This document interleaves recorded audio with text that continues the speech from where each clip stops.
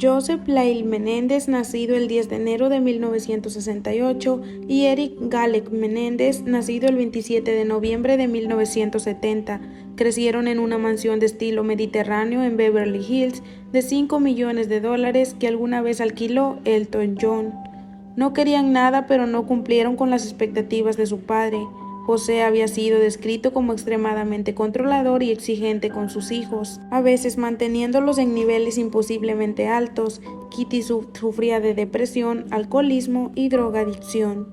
Por otro lado, Lyle y Eric eran tan apasionados al tenis que competían en este deporte de manera profesional.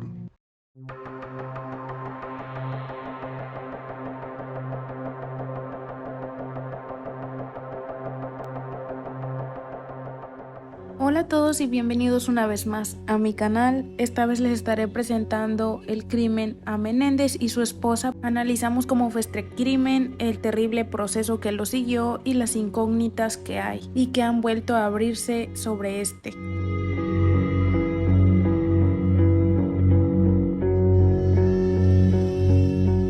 El 20 de marzo de 1989, el cubano-estadounidense José Menéndez, alto ejecutivo de la industria del entretenimiento, y su esposa Kitty fueron acribillados a tiros en su mansión de la afluente ciudad californiana de Beverly Hills.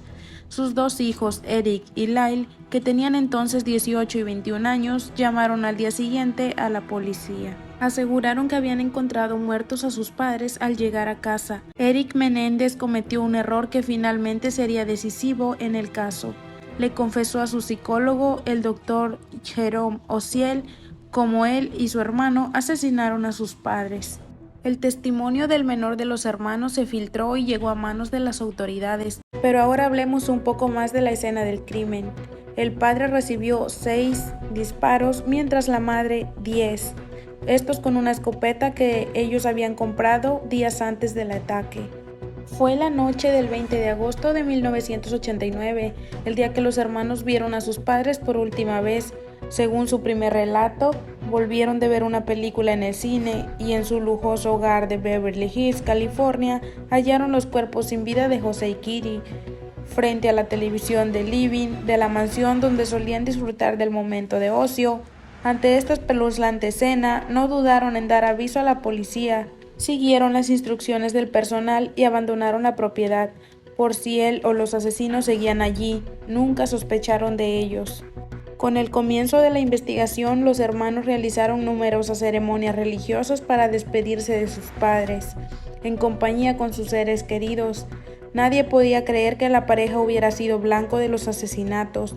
La indignación por sus muertes iba en aumento cuando se recordaba su gran labor social y buena relación con quienes los rodeaban. Eran calificados como personas respetuosas, amorosas, con hijos y con el incentivo de ayudarlos, a pesar de la mala imagen que tenían los adolescentes. Y es que tanto Eric como Lyle estuvieron involucrados en peleas callejeras, delincuencia juvenil y acusados de romper reglas. El matrimonio buscó llevar a sus hijos por otro camino, ligado al plan que habían ideado para ellos, relacionado al estudio y un buen presente laboral. Los adolescentes no querían esa vida que sus padres habían planeado. Por lo contrario, buscaban disfrutar del dinero familiar sin realizar esfuerzo alguno para ello. José Menéndez, a fuerza de trabajo tras huir de Cuba, se convirtió en los años 90 en uno de los empresarios más importantes de la industria musical del momento. La fortuna que cosechó era muy bien administrada por él y por su esposa, y si bien no escatimaban en gastos, no querían que los jóvenes se acostumbraran a tenerlo todo, y les exigían que cumplan con sus estudios. Bajo presión, ambos trataban de obedecerles. Un día de agosto, mientras Kitty y José Menéndez miraban en la televisión la película La espía que me amó, sus dos hijos ingresaron al hogar. Minutos más tarde, Lyle realizó la llamada que podría poner en jaque todo el plan.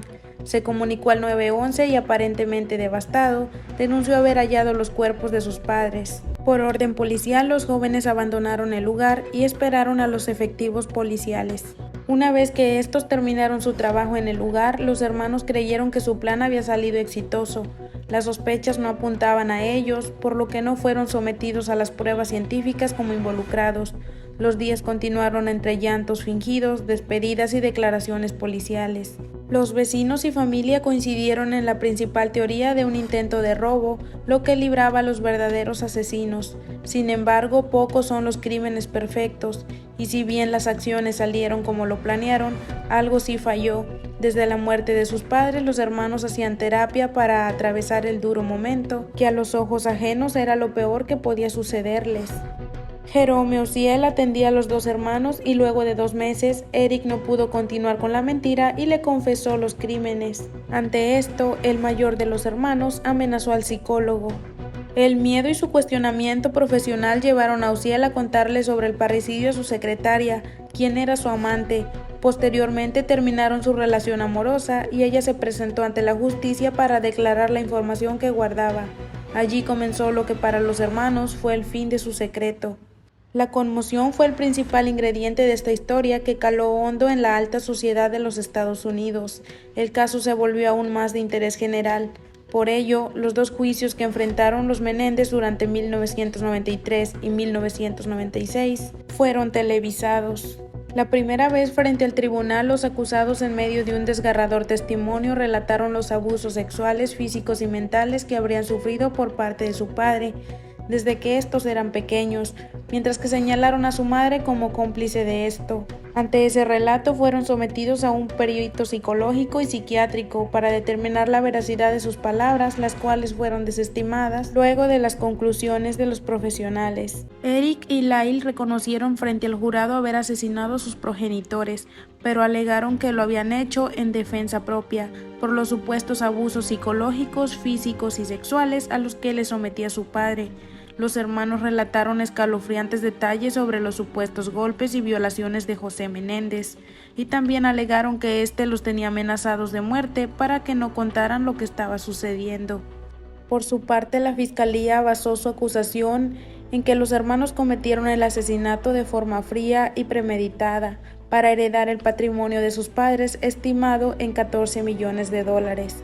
Algunos miembros del jurado creyeron a los hermanos, mientras otros se adherían al planteamiento de los fiscales. Al no lograr un acuerdo sobre el veredicto homicidio involuntario o asesinato, el primer juicio se declaró nulo. En un segundo juicio cambiaron completamente las circunstancias. Se celebró sin cámaras y el juez restringió los testimonios y pruebas que usaba la defensa sobre la dinámica supuestamente abusiva impuesta por José Menéndez en la crianza de sus hijos. La defensa no fue capaz, además de presentar testigos que corroboraron los abusos físicos y sexuales que los jóvenes atribuían a su padre, por lo que los testimonios de ambos eran prácticamente lo único a lo que podían aferrar su defensa. En este punto, el juez descartó la posibilidad de dictaminar homicidio involuntario en base a los supuestos abusos, lo que obligó al jurado a decidir entre solo 2 opciones: condenar por asesinato a los acusados o declararlos inocentes y dejarlos en libertad. El 18 de abril de 1996, los hermanos Lyle y Eric fueron condenados por el asesinato y recibieron cadena perpetua sin posibilidad de libertad condicional. Desde entonces están encarcelados en prisiones distintas para evitar posibles nuevos planes que pondrían su vida y la de terceros en riesgo. En pocas ocasiones brindaron entrevistas a la prensa, sin embargo, su imagen aún sigue vívida en los medios, sobre todo en las redes sociales, donde una generación cuestiona asuntos de toda índole relacionado con los derechos individuales, cuestiones de género y tipos de discriminación. En estas reflexiones, las figuras de Eric y Lyle no escaparon. Los hombres de hoy, 54 y 52 años, no usan TikTok, pero sí son sus rostros los más vistos en esta red social. El llanto de ambos al momento de relatar los abusos que habrían sufrido llevó a adolescentes a pedir la revisión de su condena. Estos videos, creados por una generación de estadounidenses que creció en medio de movimientos sociales, con el Me Too y las marchas masivas en pedido de la ejecución de derechos, hoy los lleva a concluir que los hermanos asesinos no fueron escuchados al denunciar abusos sexuales por lo que no se apeló a los derechos del niño, motivo por el cual piden la revisión del caso. Los hermanos estaban cumpliendo sus condenas a 500 millas de distancia, Lyle en la prisión estatal de Mule Creek en Lone, California, y Eric en la instalación correccional Richard Donovan en San Diego, California. Los dos permanecen cerca, escribiéndose regularmente e incluso jugando ajedrez por correo. Lyle se ha casado 2 veces mientras estaba en prisión, con su amiga y exmodelo Anna Erickson en 1997 y con la editora de la revista Rebecca Zinn en 2003. Eric se casó con su amiga Tammy Saccoman en 1999. En 2005, Tammy publicó un libro sobre sus vidas juntos. Recordemos que las visitas conyugales están prohibidas por la ley estatal de California para las personas condenadas a cadena perpetua sin posibilidad de libertad condicional. Esto es algo que pasó hace ya muchos años, pero me sigue causando dudas sobre qué pasó en realidad en este caso. Por ejemplo, en el relato que dieron en 1993 los hermanos, Lyle contó que su padre empezó a acariciarlo cuando tenía 6 años y cómo en los 2 años siguientes aquel abuso derivó en violación. Eric narró una historia similar, pero que había continuado durante su adolescencia y se había prolongado hasta la muerte de su padre. Toda esa historia, según los hermanos, estalló en los días previos a los asesinatos. 5 días antes del crimen, Lyle tuvo una incendiaria discusión con su madre. Durante la pelea, ella le arrancó el peluquín, algo que vio sorprendido su hermano menor, quien no sabía de la calvicie temprana de Lyle. Eric, traumatizado e intentando aliviar a su hermano, avergonzado por su temprana calvicie, procedió a contarle a su hermano que ambos tenían secretos y le describió los abusos. Cuando José regresó de un viaje de negocios el jueves por la noche, Lyle se enfrentó a él. Le dije que era un maldito enfermo, contó Lyle. Le dije que no iba a volver a tocar a mi hermano y lo amenacé con que se lo diría a todo el mundo. Lyle comentó que su padre respondió: todos tomamos decisiones en la vida, hijo. Eric tomó las suyas, tú has tomado las tuyas, y luego me miró y se levantó para irse. Pensé, Dios mío, ¿cree que se lo voy a contar a la gente? Y empecé a suplicarle, papá, solo lo voy a contar si no dejas de tocar a Eric. Y él únicamente me miró y dijo, ¿se lo vas a contar a todo el mundo? Y se fue. Por esta razón fue que Lyle pensó que él y su hermanito estaban en peligro. Debido a toda la repercusión que ha tenido este caso actualmente en redes sociales y en la insistencia de que se revise el caso, nuevos testigos han salido a dar sus versiones, como lo son los primos lejanos de estos chicos. Andy Cano testificó que su primo Eric le había hablado de los masajes que le daba su padre cuando tenía 12 años y para ese momento Andy tenía 10. Además, otro primo lejano cuenta que cuando tenía 8 años, Lyle le dijo que su padre y él se habían estado tocando ahí abajo. Además, hay una carta en 2018 cuando el periodista revisaba una caja en casa de la tía de los Menéndez. Encontró una carta manuscrita supuestamente por Eric a su primo Andy, fallecido ya hace años, 8 meses antes de los asesinatos, que incluía el siguiente mensaje: he estado intentando evitar a papá, sigue pasando, Andy, pero ahora es peor, no puedo explicarlo. Nunca sé cuándo va a pasar y me está volviendo loco. Todas las noches me quedo despierto pensando que podría entrar. Necesito quitármelo de la cabeza. Tengo miedo. No conoces a papá como yo. Está loco. ¿Podría esta carta cambiar las cosas, incluso si fuera considerada tan relevante como para abrir un nuevo juicio? Eso no necesariamente llevaría a un veredicto diferente. Pero ¿qué pasaría si provocara una marea enorme de simpatía a su favor? A más de 30 años de estar encarcelados, Eric y Lyle se reencuentran después de solo tener comunicación por llamadas o por correos.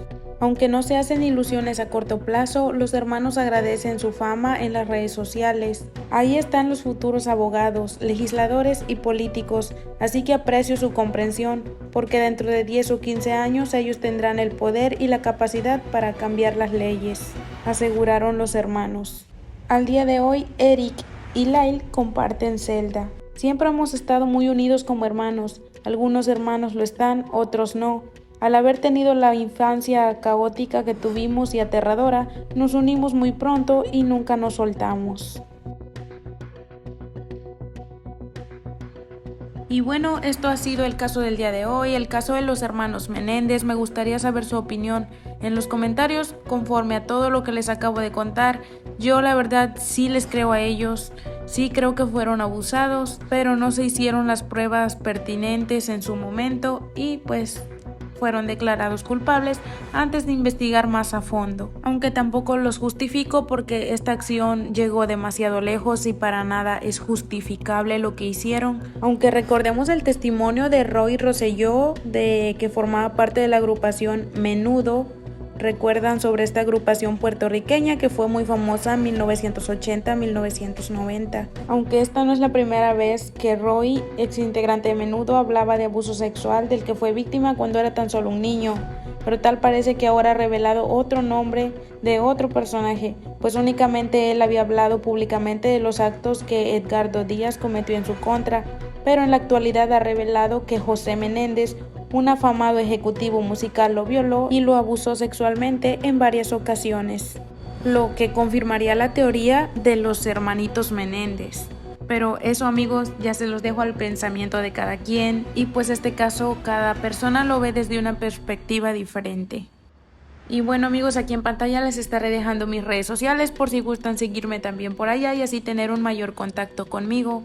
Les voy a pedir también que se suscriban a mi canal y le den me gusta al contenido si les ha gustado la información y cómo he narrado este caso. Ahora sí, sin más nada que agregar, yo me despido. Nosotros nos estaremos encontrando en una próxima crónica criminal.